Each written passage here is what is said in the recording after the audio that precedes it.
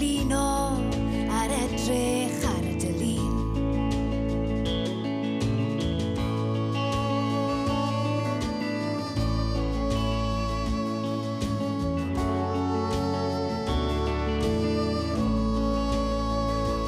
Dwi di blino treial ffito mewn, cadw landa beth sy'n newydd a beth sy'n ffasiwn. Ac os teimla unwaith to, ti'n edrych arnau yn feirniadol, jyst i blino treial ffito mewn.